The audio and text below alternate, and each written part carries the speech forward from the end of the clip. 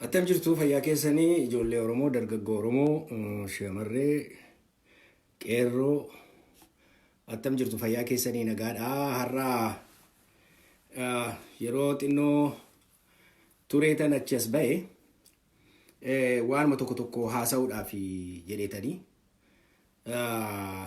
haasaa kootuun hin jalqabiin dura dhugaadhumatti wanti nama gaddisiisu baay'eetu dhalataa jira. Waa'ee koronaa kanaanis maatii manatti dhiyoo keessaayyuu namni dadhabee jira, lubbuu amaaruun jedha. Warri kanaan karaa garaagaraa dhuguma affektidii taatanii jajjabina isaa isiniif kennuun jedha. Waa'ee koronaa kana odeessuu hin dhufne vaayirasii amma deemaa jiru kana jirra eebbise nagaadha. Baga nagaan dhufte.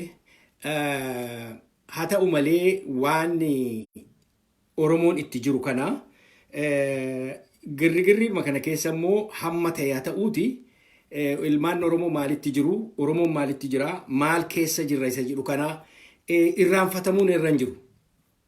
Waa'ee koronaa kana ani ekspertiis miti waan manatti manee harka dhiqataan jira, maaloo gochaan jira, waan akka sanitaayizeriitiin xaxaraqataan jira. Garuu waaqumti nu waa'ee goonee bira dabarra. Kanaafi eegumsa Waaqayyoon hawwa saba keenya hundumaatiif. Waaqayyoon waa'ee guun jedha. Waan kan biraa homaa ekspertiis waan hin taaneef calluma itti seenee kanatti jedhee irratti haasa'uu hin barbaadu. Ani muuxannoon koosii haasaan koosii karuma poolitikaati. Haala sabi keenya keessa jiru kana utuma fiinnu utuma yaaddoon kun nu keessa jiru immoo inni irraa hafes hafu waa'ee saba keenyaa kanas immoo haasa'uun nurra jira. Sabi keenya maalirra jira? Diinni attamitti jira? Nuyi attamitti jira? Yeroo hundumaa anaalisisii yeroo geggeessinu diina fudhannee diina xiinxalleetu nummoo maalitti jirra? Attamitti jirra isa jedhu wal bukkee qabne ilaalaa deemuu nu barbaachisa. Maaliifi diina baay'ee qaba Oromoon. Kanaafi yeroo girrigirrii kana keessa wanti dagatamuun irra hin jirre haala diinaa, istaatasii diinaa asseesii gochaa. Istaatasii diinaa eessa jira diinni kun isa xiinxalaa, isa ilaallataa, aggaammii isaa, deemsa isaa ilaallataa deemuun barbaachisaadha. Addunyaa kanarraa dhumnamni gara tokkotti baana hundumti keenya. Kanaafi kana beekaa deemuun nurra jira. Har'a biyya sanaa keessa uummata jiran keessatti Oromoon eessa jira? Diinni isaa eenyu? Yeroodhaa yerootti shiftii godhu, iddoo shiftii godhu malee diinni dhaabataadhumatu jira. Ilmaan Habashaati. Anaafi ilmaan Habashaadhaa diina Oromootiin jedha. Kana keessatti immoo diina oliitu jira. Diina olii kan har'a ofirratti ilaaluun sirra jiru. Kan har'a ofirraa eeggachuun sirra jiru. Kan har'a yoo aggaamiin dhufe itti aggaamuun sirra jiru diina jalqabaa eenyu, diinni ittaanoo eenyu, diinni sadaffaa eenyu, arfaffaan eenyu jettee akkasittiin piraayooritaayiizii gootee lafa kaa'uun barbaachisaadha. Tokkoffaa xiinxala keenyaaf nu ta'a. Lammata of eeggannoo nu barbaachisu goona. Isa booddee immoo maal gochuun nurra jira isa jedhu itti deebinaa jechuudha. Ani karaa koo karaa Daani'eel Dafaa ana jechuu kooti kun. Kuni opiniiniin kooti. Entirely nama kan biraa bakka hin bu'u. Opiniiniin koo diinni ankoo Oromoodhaaf diina jedhee kan yaadu jalqabarraa yeroo hundumaa kan hin kaa'u Isaayyaas Afwerqiiti. Isaayyaas Afwerqii number 1 diina Oromooti. Kan har'a Habashaa Eertiraa keessatti organaayizii godhee Izeemaa qopheessee nafxanyoota qopheessee Abiyyiin rikruutii godhee warra alaa kanaa wajjin qopheessee biyya sanatti fidee istiraatejii isaa, hawwii isaa, fedhii isaa kana ilaaluu nu barbaachisa. Namichi kuni veehikilii diinaati, veehikilii nafxanyaati, veehikilii koloniyaalistotaati, veehikilii warra nu balleessuudhaaf deemaa jiruuti. Kana veehikilii kana jalaa cabsuu danda'u nurra jira. Jara kana ofirraa aggachuudhaaf. Maayinni hawwiinsa beekamaadha. Akkuma yeroo chaartiraa sanaa koffii ekspoorterii ta'uu barbaada. Buna keenya fuudhee gurgurachuu barbaada. Lafa Oromoo saamuu barbaada. Oromoo diiguu barbaada. Kanaan hawwiinsaa inni guddaan. Maayinni mootummaan barbaadu biyya sanatti hawwiinsaa maayinni mootummaa attamii barbaada biyya sanaaf inni jedhamu unitary government. Itoophiyaa lu'aalaawwinnat isa jedhan kana barbaada Isaayyaas Afwerqii. Kanaas si'a baay'ee keessa deebisee dubbateera. Itoophiyaan waan barbaade ta'u mootummaa tokko jala galuutarra jira inni jedhu kana ኢሳያስ ወርቂ ሀዊንሳ ከና ስትራቴጂንሳ ኢትዮጵያ ለዋላዊነት ይጃሩ ኢትዮጵያ ለዋላዊነት ጀቹኒ ኡመኒ ሁንዱምቱ ጨፈቀሜ ፖሊቲ ኢትዮጵያ ሰነጀለ አምብሬላ ኢትዮጵያ ሰነጀለ ጅራቹ ተረጅር አፋን ቶኮ አዳ ቶኮ አላባ ቶኮ ሰጀዱ የሮ ከነቱን አድቫንቴጅ አርገደ ጅዴ ያለ ኢሳያስ ወርቂ ካና አይቹ ለመተ ዲን ኢንታኑ ከንጀዱ አማራ ኬሳ ኢልማን ሀበሻቲ አማሪ ኩኒ በከለመን ካይ ቶኮ ኦሪጂናል አማራ እንጂ ወረ ጎንዶሬ ወረ ጉባ ወረ ጎጃሜ ጎንዶሬ ኬሰ ጅሩ ሀመ ቶኮ ሸዋ ኬሳ ካኤተኒኒ ኦሪጂናሊን ኩኒ ሀረ ማሊት ጅሩ ኢሳን ኦሬዲ ሴንትራል ገቨርንመንት ዲፋይ ጎደኒሩ ሴንትራል ገቨርንመንት ኢምበርባንዶ ደኒ ሎላ ካዘኒ ፌደራሊ ኦፍራ ኤሪያ ጅሩ ጎንደር መጋላ ቀበቹዳ ዋን ቶኮ ዩሳኒ ነብዲ ኢሳን ኩን ማል በርባዱ ኢትዮጵያ ቶኮሜ ገሩ ኢጋን ሀበሻ አማራ ጀለ ገሉት እረጅረ ከንጅሩ አብዲን ሳኒ ከና keessumatti achi keessatti dorgommii qabdi amaara shawaa jetti gojaamee jetti gondoree jetti isa booddeen isinii fida haa ta'u malee gondoreef gojaamarra waan isaan irratti walii galanii nafxanyaa isa amaara shawaa kana manzee kana marraabeetee kana yifaatee kana warra qucaacaambaa kana ijoollee minilik kana hin barbaadan isaaniin hin barbaadan warra nutu kolonaaizii godhe nutu upper hand ergata ላየን ሼሪንግ kan keenya warra jedhu kanan barbaadan ofii itti darbuu barbaadu inni kuni gidduu isaanii jira garuu guess what isaani common goal isaanii tokko common goal isaanii maanni Itoophiyaa lu'alaawwinnati eessisuudha unitary government barbaadu waan barbaade ta'e unitary government jalaan bahuu barbaadan kuni commonidha amma ga amaara kana iddoo lamatti classify godhe tokkoffaa nafxanyaan jedhe original amara dafi naftanya ega naftanya kana ni sin tagarsisu barbadarra naftanya kuni main strategy naftanya oromo akka duri akka jabana minilikiti deebisani cafaqani of jalatti gashani exploit godani lafasa irra fudatani mirgasa irra fudatani eenyummaa isaa bal'eessani alaabaa tokko afaan tokko biyya tokko jedhu jala gashani ofii isaaniiti cafaqani bushuu barbaadu kana strategy kana hawin sani motumma san barbadani akkuma warra amara akkuma warra ertra kana unitary government ida federal waan jedhamu arguyuun barbadan isa kana siabay himaniru warra mata itarratti dhufani himaniru abiyyi faa himaniru hundumti isaaniin dubbatu kun haaraas miti nuufi haara miti jechuudha garuu waan interesting gitu gadi ba'aa jira ijoolleen nafxanyaa kuni achitti dhibne alliance barbaadu eenyusa keessa oromoo keessa barbaadu akkuma jabana minilik sana gobanaa baadaacee qabatee ka'etu oromoo kana fuudhanii gobanaa niyo gobanaa uumaniiru har'a maal godhu gobanaan biyya jaaruuf ka'ee gobanaan kana ka'ee narratiivii hin jirre tokko gadi fuudhanii oromoo ittiin joonjessuutti ka'aniiru inuma yu gadi baani abbaan keenya goobanaani maaloodha jedhanii barsiisuu jalqabaniiru ilaala nama harka mursiisee harma mursiisee oromoo jilbeenfachiisee habashaa jala gashee garba godhee waggaa 150 oromoon akka inni habashaa jalatti garboomu kan godhe goobanaa abbaa daaceeti har'a goobanaa abbaa daacee nama faarfatu oromoo dhumatu gadi ba'e ilmaan oromoo gudii ilmaan oromoo ta'ee gadi ba'eetu gobanaa abbaa daacee nama faarfatutu ashaboodhaan ija haqatee gadi ba'e waan akkasiitu sitti dhufaa jira gudi warra kana qabuuf jira kan biraa alliance isaan uumanii tokko ijoollee gobanaa abbaa daaceeti lammatammoo ayyaan laallattuun kuni oromoon unitary jala bulu federaalii jala bulu jinni jala habulu jibuuti jala bulu dantaa isaanii miti isaan kan isaan barbaadan garaacha isaanii duwwaadha kan isaan barbaadan isaan garaachi koo yoomnaa guuta maalan godha akkamittiin hin jiraadha eenyu jarri kun jara kana har'a hin agartu eessatti agartu naannaa beeta mangistiitti agartu achi talkas akkasu inni kaan tsalotiin godha jedha inni kaan abjuudhaan hin argin jedha inni kaan abjuudhaan kana naa ta'eedha inni kaan waaqayyootu natti dubbate silkiidhaan jedha inni kaan waaqayyootu nuu fide jedha inni kaan lakki abbaan koo kana politikaayyuu hin barbaanne dur yeroo lolaa ture tokkummaa Oromoo biyya Itoophiyaa barbaade jedha. Warri akkasii warra soolii isaanii keessaa bahe eenyummaa isaanii gatan warra likiskisoota naanna'aa beeta mangistiitti naanna'anii firfaarii beeta mangistii kana uummata Oromoo gurguranii firfaarii beeta mangistii funaanantu jira. Beeta mangistii sana naanna'aa sanaati firfaarii moota mangistii kana kan funaananii inni kaani lafa Oromoo gurgurataa, inni kaan eenyummaa isaa gurguraa, inni kaani obboleessa isaa dhaqee dallaalee gurgurataa, inni kaan sana godhaa, inni kaan kana godhaa. Kanatti jiru amma isaan busy.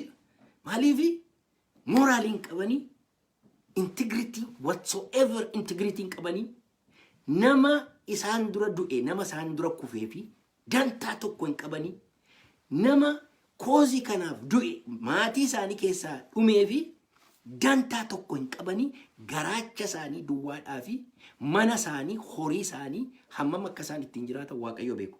Warra likiskisoota akkasii amma gaa jara kana eessatti kataraagoraayizii godhe nafxanyaadhuma jalan kaa'e. Maali? Veehikilii nafxanyaati. Mashiinii nafxanyaati. Nafxanyaadhaaf hojjetu jarri kun. Isaan kuni akkuma inumayyuu Amaara isa jedhamu oriijinaal Amaaraadhaa olitti diina Oromooti. Egaa amma maalan jedhee nafxanyaa goobanootaa fi ayyaan laallattuun jedhe. Warri kun egaa warra Minilikiin faarsu warra unitary government barbaadudha. Warri kun diina Oromooti. Kan biraanii gadi hin bu'e mammu amma mootummaa Tigreettan dhufe. Tigreen har'aa kan isheen barbaaddu federal arrangement barbaaddi. Federalistiidha maqaadhaaf. Haa ta'u malee federal arrangement Tigreen barbaaddu isa Tigreen itti laayen sheerii argattu. Isa Tigreen itti olaantu. Federal arrangement barbaaddi. Garuu teessoo isa olii barbaaddi federeeshinii keessatti. Inni irraa caccabaa shirinkii gochaa dhufte itti amma Tigreen. Haa ta'u malee hamma gaafa nuyi laaffannee dadhabnee jenne hin kaati. The thing is isheen kan isheen barbaaddu unitary waan jedhame hin barbaaddu. Territory isheen waan barbaaddu. Amaara waan hin jaallanneef. Territory mataa isheetii, afaan mataa isheetii, aadaa mataa isheetii, biyya mataa isheetii waan barbaadduufi Tigreen ammatti deenjarii guddaa miti saba keenyaaf. Deenjarii inni guddaan nafxanyaa isa naanna'aa sanatti marsee ideologii isaanii kan geggeessu daftaraadha. Daftara Daani'el Kibrat kan jedhan isaatu geggeessaafii jira. Amma gaa isa jala naqanii warra nafxanyoota goobanootaa fi gantuu ayyaan laallattu kan.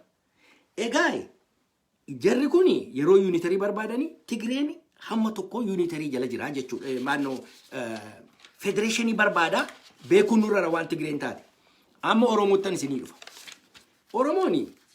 Oromoon egaa diina keessaa baane amma territorii firaa keessaa jennu malee maqaadhaa fi Oromoo ta'ee Oromoon kuni iddoo lamatti rameera. Jaallattanis jibbitanis. Oromoonni tokko Itoophiyaanistiidha. Baay'eedha. Oromoonni tokko immoo waboodhaa wajjin isa deemudha. Mee Oromoo Itoophiyaanistiin kun eessa jira jennee ilaallu mee. Oromoo Itoophiyaanistiin kuni baay'een isaanii dhaabinni alaa galan kun Itoophiyaanistoota. Maaliifi seeraaf heera Itoophiyaa fudhannee Itoophiyaa keessattitu jiraanna isa jedhudha. Mee falasii isaan isinitti agarsiisuu barbaadarra. Hammam soba, hammam filoosofiin kun dadhabaa, hammam useless homaa wayitti akka hin galleen isinitti agarsiisuu barbaada. Mee ilaala Itoophiyaa warra Itoophiyaanistoota kanaa wajjin dhaqaatii haasaa ijoollee. Maal inni isin ajendaan keessanii? Maal nuu laattu? Oromoodhaaf maal qabdu? Maal qabdu Oromoodhaaf jettanii yoo gaafattanii? Itoophiyaa demokraatawee tokko. Addisitu Itoophiyaa faasiin jedha. Itoophiyaa demokraatawee tokko barbaanna. Demokraasii barbaanna. Demokraasii yeroo afaan isaanii keessaa baasanii afaan isaanii isheen jalqaba demokraasiidha. Demokraasii inni jedhamu nama hundumaaf bareedaa fakkaata. Damma fakkaata. Hin kuftaaf demokraasii barbaada jetta. Maaliif onnee keessa fudhachuu barbaadu. Demokraasiin jechuun maal jechuudha Oromoodhaaf? Itoophiyaa haaraa ijaarra jedhanii dubbachuun maal jechuudha Oromoodhaaf? Kana laa ijoolleen isheen nuyi gaafachuun nurra jiru. Itoophiyaa haaraan ijaarra jechuun nama kan biraa wajjin kontraata galtaa jechuudha.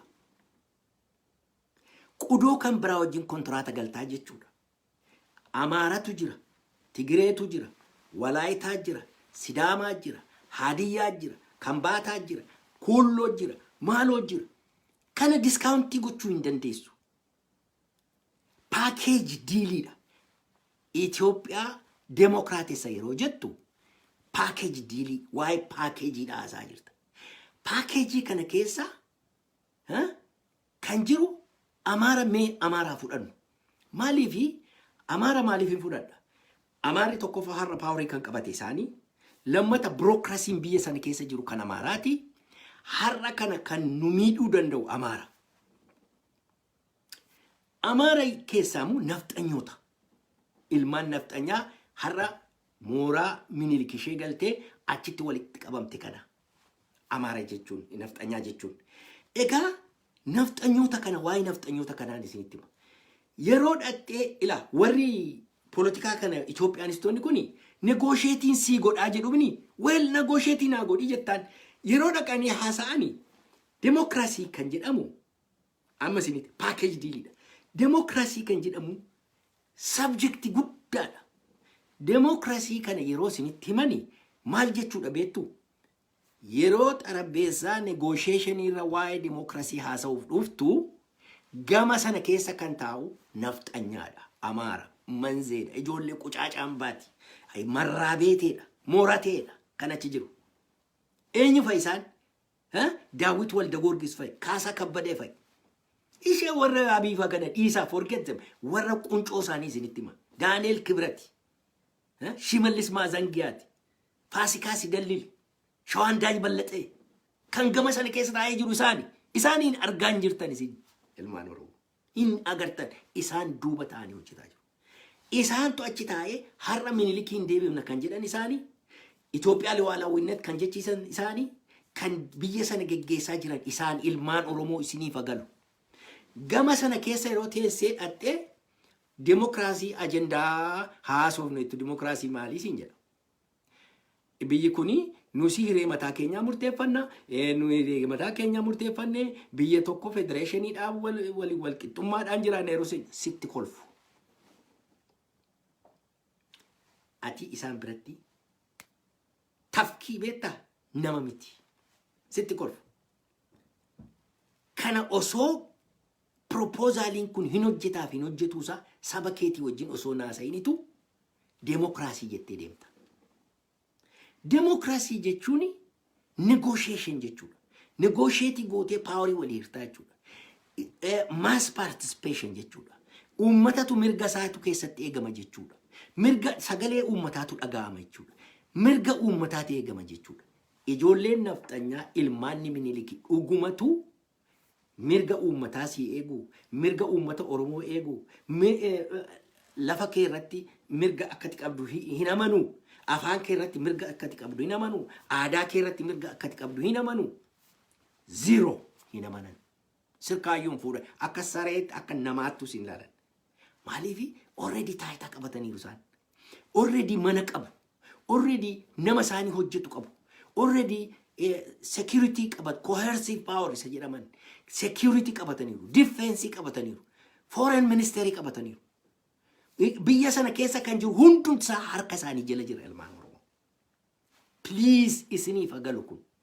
Kanaaf isaan namatti sin lakkaan yeroo isaan fuuldura teessee ilaaltu.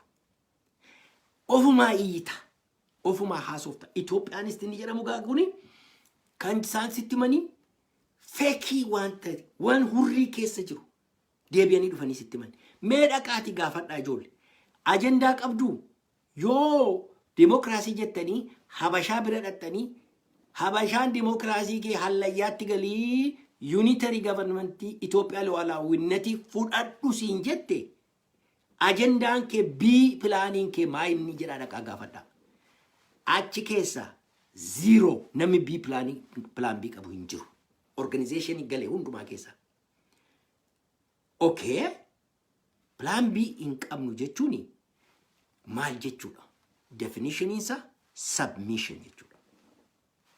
Jaalattanis jibbitanis baay'een keessan kan dal'antan jirtu addana keessa. Garuu haqa kun haqa deemaa jiru submission jechuudha.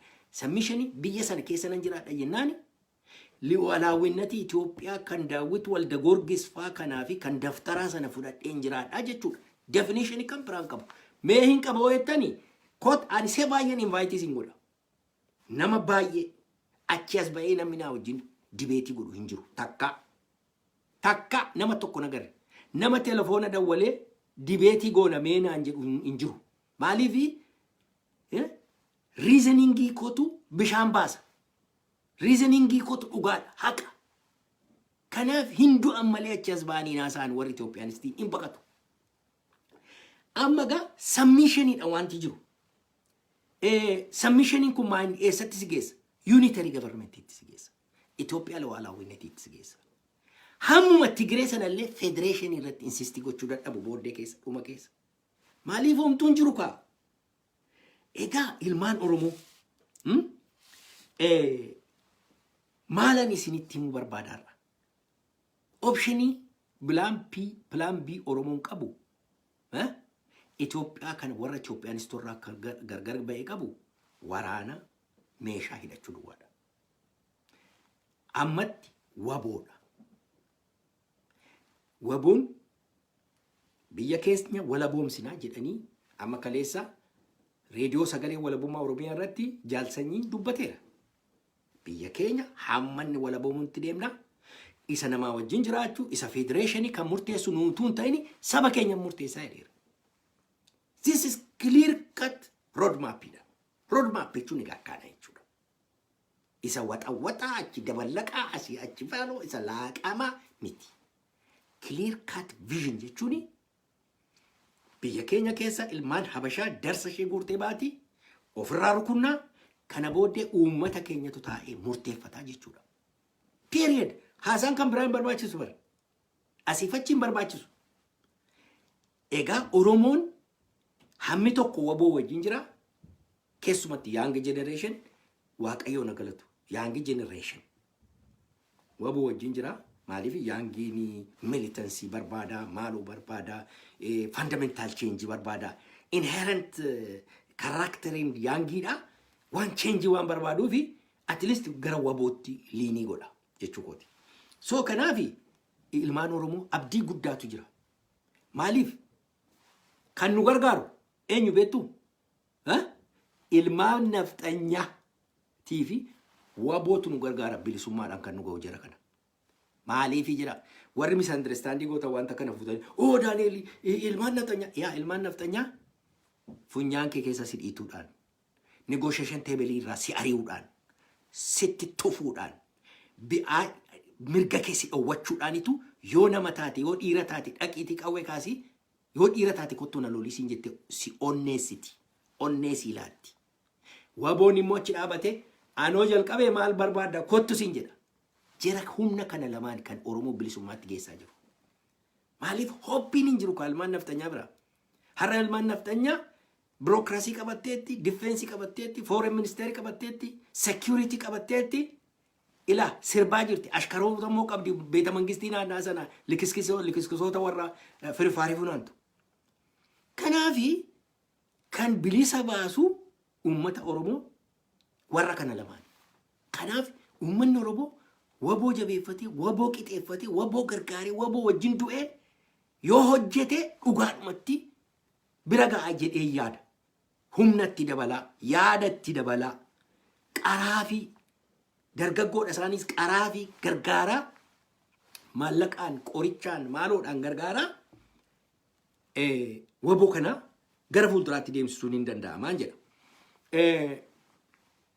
Kan biraani mee general view nafxanyaa amma nafxanyaa jedha Daani'eel jettumni ani calluma dhaati mee waa isaan haasa'an duukaa bu'a suutadha duukaa bu'a amma dheengaddaa Daani'el Kibrat kanatu taa'ee haasaa godha.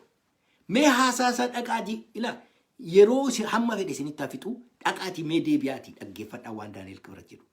Daani'el Kibrat kan inni jedhu isa xonqaayin tokko durii jabana durii daftaraan tokko abbaa eenyu kan jedhanii Oromoonii galaana keessaatu ba'ee akka qurxummii galaana keessaa yaa'ee jiru. Exactly waan akkasii dubbataa jira Daani'el Kibrat. Existence Oromoo dinaay gochaa jira. Maal jechaa jira? Falaashaadhaa jira Oromoon. Oromoon fallasee dhufee lafanni dhufee iyyuu hin beeknu biyyi kun kan gaafaat ture kan maaloo ture. Maqaanni guuree dhiisuun wallaale Harargee nama kan biraadhaa kenne Wallaggaan nama kan biraadhaa kenne Shawaa nama kan biraadhaa Arsii nama kan biraadhaa Baalee nama kan biraadhaa kennee fixee biyya kana kan keenya ture jechaa jira. Naaratiivii gurra keenyaan osoo nu hin dhagahin guddanne naaratiivii sana fudhatee dhufee Daani'el Kibrat. Tokko kan lammata Oromoon akka nama እነዚህ ኦሮሞዎች ብተው ይሻላል jedha. Biqirbaachoo ይሻላል jedha. Hammam akka isaan quufan hammam onneen isaanii akka buube akka humna argatan akka irree isaanii flexi gochaa jiran ummati Oromoo galuufii qaba. Ummati Oromoo kan ilaaluu qaba. Kanaaf hin jedha yoo onnee qabaanne yoo hiciqii qabaanne yoo hadhooftuu qabaanne kana caalaa waan nu barbaachisu hin jiru. Yoo nama taateef kanuma sigaa jedhe jorgoo seenuudha. Kottutti naa dabali abbaa tarrafaa jedhe daanyaa bira ga'e laakkii lakkee baarzaafii duubatti kabale laakkee yoo dhiira taate ishee masilaa sigaa jedhe jorgoo seenuu. Amma gaa yoo dhuguma nama taane kun nu ga'a. Kana caalaa homaa waan nu godhan hin qaban jirri kun. Kanaafi mee naaratiivii isaanii kana dhaqaatii ilaalaa. Har'a maalaa isaa jira naftanyaan. Har'a maalaa isaa ilmaan Habashaadha maalaa isaa jiru. Kana duukaa bu'aa caqasaa ilmaan Oromoo. Kan isaan haasa'aa jiranii Oromoon inumayyuu akka nama hin taanetti akka biyya hin qabne tokkottitu ilaalaa jiru jechuudha. Waan isin dinquu ilmaan Oromoon Habashaa wajjin firoome. Kan Habashaaf garma ta'e qaana'ee dhuma darbe. Har'a mee jabana Minilik ilaala gobanaa abbaa daacee namni kana hundumaa hojjete Finfinnee keessatti hawultii tokko hin qabu. Manni hospitaalaa tokko itti waamamne. Kan biyya sana bushaa ture Habta Gorgis dinagdeeti. Habta Gorgisii fi safara qucuuraatiitu dildiya tokko kennaniif. Habta Gorgis dur lafa biiraa dhuun. Safara sanatu Habta Gorgis dildiidha. Waa takkan qabu Habta Gorgis dildii. Habta Gorgis. Mee ilaalaa ilmaan Oromoo. Akkasitti salphate. Jabanaa Haile Sillaaseen maal goote? Haile Sillaaseen baay'ee abshaan smartii maal godha? Isa kaan dubartoota isaatti heerumsiisa. Isa kaan fuudhee shuuma Haile Sillaaseen amma Abbabee Gammadaa fa'a. Asaffaa Ayyaanaa fa'a. Yaayyaraa Ilaasaa maaloo jeneraalonni kun yeroo isaan achi gadaayaan dheeraan kun Oromoodha. Eenyuuf hojjeta? Jaagamaa Keelloo fa'a. Maaloo fa'aan kun isaanumaaf hojjetaa turan. Haile Sillaaseedhaaf hojjetaa turan. Warra akka Yilmaa jedhanii, Ato Amaanu'eel jedhanii, ministeera kana dachaasanii, maal jedhanii, waan akkasii kanatu jira. Mee ilaalaa ilmaan Oromoo. Isa booddee lafa jarri kun lixan seenaa isaaniillee hin jiru. Dargiin hin dhufe. Dargiin maal godhe? Dargiin sanuma godhe. Dargiin maal godhe? Dargii kan gorsaa ture ilmaan Oromoo. Dajjaazmaach Kabbada abbaa Mangistuu Hayilamaariyaam. Hayilamaariyaamiin soba inni sun soba isa. Dajjaazmaach Kabbadeedha abbaa Mangistuu Hayilamaariyaam. Dajjaazmaach Kabbadeedhaa fi Daawit Walda Goorgis ilma Bilaataa Walda Goorgis. Daawit Walda Goorgis Kaasaa Kabbada Dajjaazmaach Kabbada warra kanatu Mangistuu Hayilamaariyaamiin gorsaa ture. Jarri kuni Habashaa nafxanyaa Amaara Shawaati. Maal godhan? Atnaafuun gaafa dhufu atnaafuu dafanii ajjeesan Gojaamee waan ta'eef achuma keessa paawar istiraagilii jira. Gaafa Gondoreen guungumtuu Biraanuu baay'ee fuudhee bukkee kaa'e. Gojaameedhaaf immoo Fissahaa Dastaa Adwaatti dhalate garuu zariin isaa Gojaameedha. Isa fuudhee piiloot poolit biiroo godhe. Warri nafxanyooti karaa Harargee karaa Sidaamoo gaafa isheen xixxiixutti kaatu dhaqee fideetu Shimallis Maazangiyaa fuudhee poolit biiroo keessa kaa'e Mangistuu Hayilamaariyaam. Oromoon immoo maarree gaanuu jennaan Laggasee Asfaa ofidee kaa'e. tasfaayee gabra kiraanii fidee kaa'e. Walaayitaan gaafa isaan uruu dhiibuutti kaa'e tasfaayee walda sillaasee fidee achi kaa'e. Kana hundumaa kan gorsaa ture Daawit Walda Goorgisiif Kaasaa Kabbadeeti. Mangistuu Alamaaraamii. Jara kanatu amma gaa jarri kun lafa isaan lixanii jiru. Hin beekamu har'a. Birookiraasiin Amaaraa jira kunoo. Hin agartu har'as rivaayivii godhanii wayyaaneen hamma tokko nurraa rukuttee turte har'a rivaayivii godhanii kan biyya geggeessaa jiru ilmaan haba. Natti hin dawwalinaa please. Kanaafi wanti ani natti mul'atu amma kana ilaaluudha. Dargii akkamittiin akka isaan deemaa turan isinitti agarsiiseera. Dafeen isinii deema. Baay'ee irra turuun barbaadu. Waa'ee Daawit Walda Goorgis dhumarratti waa tokko isiniin jechuun barbaada. Wallaggaa maaliif rukuchiisuu, maaliif jibbanii, maaliif Daawit Walda Goorgis jabana dargiidha. Namni miila makiinaadhaan Wallagga keessa deeme dhaqee Ayira, Mandii, Najjoo, Dambidolloo keessaa telegiraamii cicciree fixe harka isaatiin fudhatee gale Daawit Walda Goorgis. Isa duwwaa immoo miti. Gaafa gimbiitti ol deebi'u abbaa koo hidhee gimbiitti hidhee darbe Daawit Walda Goorgis. Kana duwwaa miti. Aeroplaaniin durii eessa qubata ture? Ayira qubata, Mandii qubata, Asoosaa qubata, Dambidolloo qubata, Qaaqee qubata, Qaaqee miti Gidaamii qubata. Lafa hundumaa kaanselii goosise. Cheerchii hundumaa cufsiise. Wallagga badu malee biyyi Oromoon naman ta'u jedhee nuuf hin gabbaru jedhee namni lola isa guddaa Wallagga irratti baree Daawit Walda Goorgisii fi Ashaagiree Yiglaxuuti. Har'a jara kana lamaantu advaayizarii dhachi. Ashaagireen nama barate achi keessa deemee Finfinnee keessatti keessumatti warra akka Biraanuu Disaasaa, warra akka Yaadasaa, warra akka Mokonnoon Galaan, namoota beekamoodha jedhanii naanna'aa Finfinnee hojjetaa turan Oromoo turan hunduma isaanii namni hidhaa ture Ashaagireen. Daawit Walda Goorgis waan hammana jedhamne hin yaadamne kan inni Wallagga irratti hojjete. Har'a eenyutu gorsaa jira? Daawit Walda Goorgisitu gorsaa jira.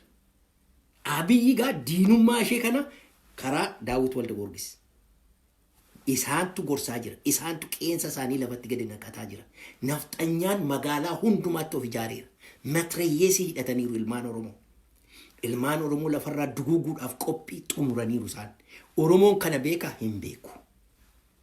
Kanan isinitti agarsiisuu barbaade. Dhumarratti giraafii tokkoon isinii qopheesse. Giraafii kanan isinitti agarsiisa har'a.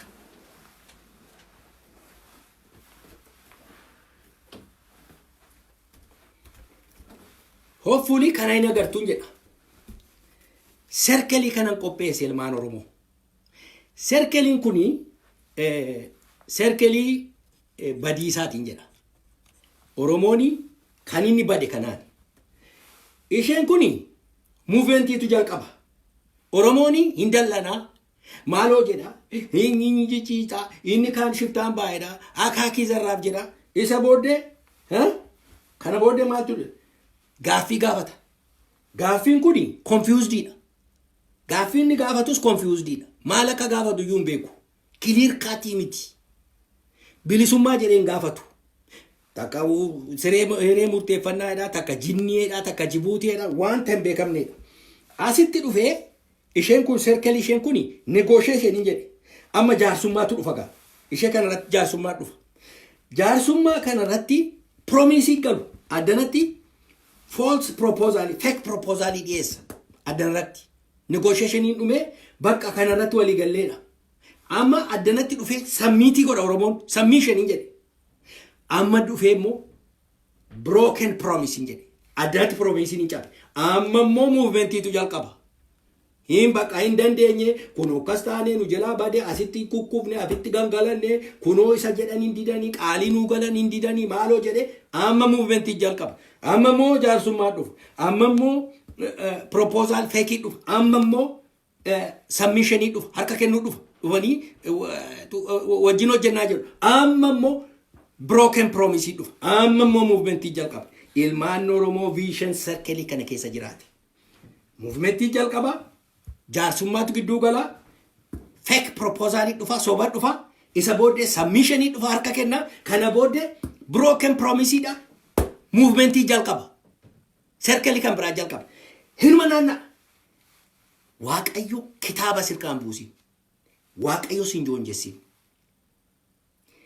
waaqayyo kitaaba sirkaa buuse karaa sirkaa buuse si joonjesse vicious circle kana keessa sin naannessin oromoon vicious circle kana keessa naannu movement ka confused demand tu dhufa negotiation jaarsummaa dhufa false promise dhufa fake promise dhufa submission dhufa harka kennu dhufe broken promise dhufa hinsob isa bode isatti deebin movement itti deebin amma monjal kam akkasumatti xawwalama akkasumatti mataanna akkasumatti joonja sammuudha naanna akkasumatti joora jawwara jiraate ilmaanni oromoo false promise negotiation tokkofa movement jalqaba negotiation dhufa jaarsummaa dhufa kana bode fake proposal dhufa submission dhufa deebi'eemo dhufa false broken promises dhufa hinsob sigooms waga yerootti furi sigooms amma modebite movement jalqabda hammi achina mejiru kuni stage maali irra jira submission irra jira submiti godheeram movement jalqabe jaarsummaa seenanii proposal sobaati mee calleedha hunduma saadi akka gaafadha amma deebi'ee submiti godheera amma ga broken promise dha kunoo sanuu jenne qaalii nu galanii nu didanii achitti nu guggufisanii asitti nu gangashanii amma moo ga movement itti deebina jedhee amma moo kiraabaati qabate inni kaan alatti gadiyaa inni kaan wabootti dhaqee wabootti dabalameedha waa bullshit waan tokko wanti xinnoo jedhu isa booddee movement jalqaba dhufanii ijoollee ishee qobaatti lolaa jirtu kana barrazu balleessu kana ga amma vicious circle kun cabuutu irra jira jedhan vicious circle kun cabuutu irra jira kana booddee cabuutu irra jira geengoo kana cabsee kan ba'uu danda'u qawwee duwwaadha geengoo kana kan cabsuu danda'u movementiin kuni har'a maaltu ta'e proposal inni dhufe proposal isa dhugaati jechuu kooti proposal inni dhufe addanatti confused demanding injiru wabon demanding sa demanding wabora clear mind bilisumma very good asitti jaarsummaan injiru x da kun asitti kuni fake proposal injiru no termi wabootinitu proposal dhiyaata termi wabooti qawweedhaanitu proposalitu dhiyaata ummata oromootu proposal dhiyaata har'a warra fake politicality ummata oromotu wabo saati wajjini jaarsummaa kana cancel godhe kufe proposal dhiyees isa boodeo no submission kun exit no submission true negotiation promise enyu ra promise needu movement itti deebi'uun hin jiru kana cabsee ba'eetu bilisummaa isa jedhamu Republic of Oromia tijaarama kanaan goolabama jechuudha Republic of Oromia Independent Republic of Oromia tijaarateetu isa booddee ummanni ba'ee referendum itti dhiyaata universal suffrage yookiin referendum isa jedhutti dhiyaate habashaadha wajjin jiraachuu barbaaddu walaayitaa wajjin jiraachuu barbaaddu eenyu wajjin jiraachuu barbaaddu akkada xiixee ummati keenya ballot box bira dhaqeetu hiree isaa murteeffata inni hiree murteeffannaa jedhamu kanaga isa callumadhanii warri inti funaalan kuni haasaa miti hiree murteeffannaa jechuun inni dhugaa inni dur Lenin katabe by the way maybe warri ijoollee yaangiin kun beektanii Lenin tu fide hiree murteeffannaa national question kana define yeroo godhu hiree murteeffannaan jiraachuu irra jira kan jedhe Lenin achirraa dhufe ijoollee communism naamene propaganda isaanii fudhatina hiree murteeffannaan Lenin tu fide kan inni jechaa ture gaasa kana isatu second world war booddee anti-colonial movement jalqabe biyyi lafaa kun hundumtuu kan isaan ittiin bilisoomanii gargaarsa warra istiitiin bilisoomanii kanatu isaan bilisoomse hiree murteeffannaan isaan jedhanii haasaan isuma kana waan kan biraan hin jiru waan kan biraan soba ni kan biraan waan tokko inni namni haasoo just forget it kanaafi hiree murteeffannaa inni dhugaani kan inni jedhe isa dhugaatii jedhe lafa waan tokko dhiibbaan tokko irra hin jirre jedhe ilmaan Oromoo ila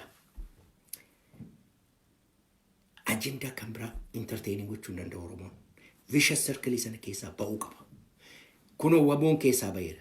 Vicious circle sana cabseera waboon qawwee isaa kaafateera. Gara fuulduraatti waboo wajjin deemne Independent Republic of Oromia ijaarree kana booddee uummanni abbaa fedhee wajjin Sumaalee wajjin dhaqee jiraadha jedhu. Ugaandaa wajjin hin jiraadha. Sudaanii wajjin hin jiraadha. Keeniyaadha wajjin jiraadha. Abbaa barbaade wajjin jiraachuu danda'a uummanni Oromoo mirga isaa eeggatee jennaan. Kanarraa hin jal'ata taanaan har'as Boris Habashaa jedhatti deebi'uudha. Habashaanii international connectionii waan qabduuf meeshaa waan argataniif qophaa'anii waan jirataniif Oromoo bal'eessuudhaaf cabsuudhaaf gara booddeetti hin deebi'an. Kanuma gaan isiniin jedhaa baay'ee galatoomaa waan na dhaggeeffattanii fi Waaqayyo isin haa eebbisu jabaadhaa himmoonaa alluuta kontiiniuwa hamma dhumaatti wal'aansoon itti fufa. Rabbi isin wajjin haa ta'u. Allaakum ma'akum. Ma'assalaam.